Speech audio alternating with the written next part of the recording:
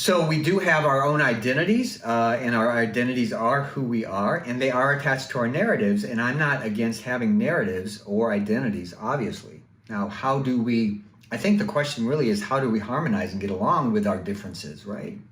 So I think the approach there, and it might sound a little Pollyanna, and I don't mean it to, but if we can all look at ourselves as humans, first and foremost, and then from there drop these negative stories we have about difference. So basically, prejudice and disharmony and pecking order is all based in fear.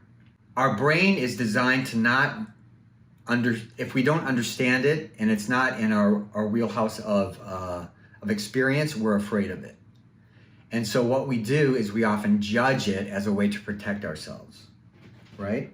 So, for example, judgment. Let's just, and I'm going to get a little bit away from the cultural aspects of this, but let's look at judgment.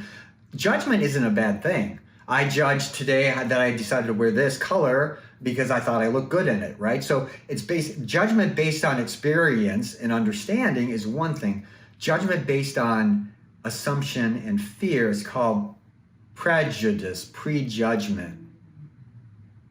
So if I have a friend that is mean-spirited and I keep hanging out with them, then I'm turning a blind eye, and I should perhaps consider distancing myself from that person because I deserve to have a good,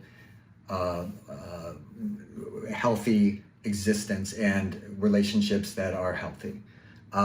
So going back to the question at hand, cultures, whenever we think of culture, we have to consider, the key is education, but then you get resistance because of that Y graph, again, is that I'm better than you and that's a way for me to protect myself. Well, you're not really protecting yourself by, to use the analogy I used, if I've got sarcasm because I was teased in high school and I perpetuate that sarcasm, that's not going to help me expand and evolve as a human being.